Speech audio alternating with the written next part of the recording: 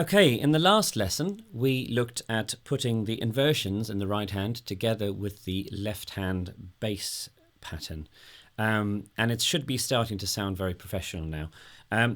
Now, to make it sound even better, we can add what's called the seventh note in the right hand. Now, the seventh note is a bit complex to explain, so you may have to play this over and over again a few times just to get your head around it. But the way it works is like this. If you look, hopefully by now you'd have looked at exercise 2, which is all about scales. Now, scales are very important, not just for finger dexterity, but also for understanding of music, understanding of key, and the way that the different notes relate to each other. Now, if you give a number to each note as you play from C to C, scale of C, 1, 2, 3, 4, 5, 6, 7, 1. Okay, we'll start again at C. That 7, number 7,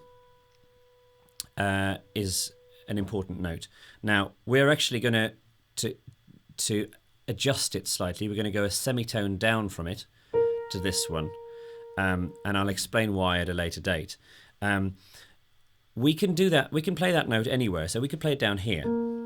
Okay, if we add that note to the chord of C, it sounds like this. Here's the chord of C, and here's that note added to the chord of C.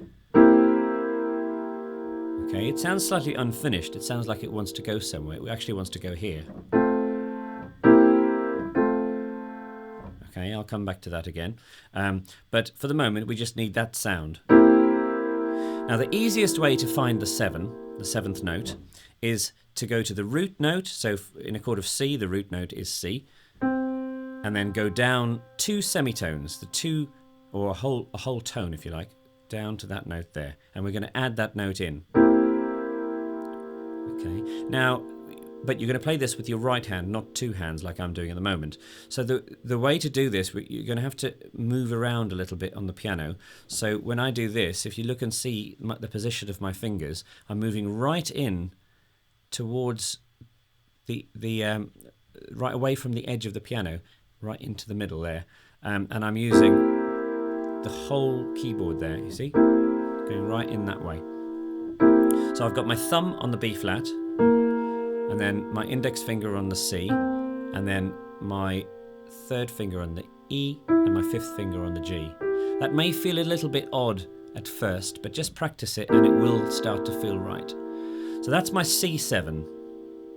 Okay, that's written as C7. Now, the next one is F7. So how do we do that? Well, we're going to go back to our chord of F, which we played in the inversion like that. Now, what's the 7th note of F? Well, we have to go back to work it out. So 2 semitones below the root. The root is F. So 1, 2 semitones below, so it's E flat, and we add that in, and it gives us quite a nice sounding chord. That's F7, and we're going to use one hand again. We're going to use the fingers like that. Okay, so that's F7. So we're going to go from C7, which is like that, to F7,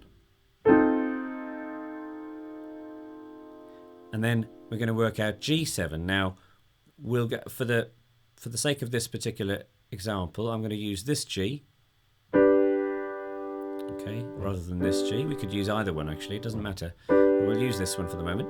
So we've got my G, B, and D, and then I'm going to 2 semitones below the root is not. There's the root, G, and the F sharp is 1 semitone below, and then F is one tone below. So that gives us an F there, so like that. That's my G7 chord. And then move down to the F7 and the C7. Okay, so I'm going to play that with the backing track. You may need a bit of time to get it up to speed, so do just practice it in the same order of the 12 bar blues in C. Here we go with the backing track.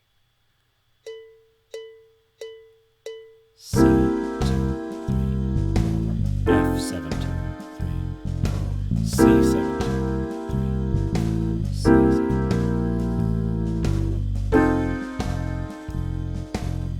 So F, back to C,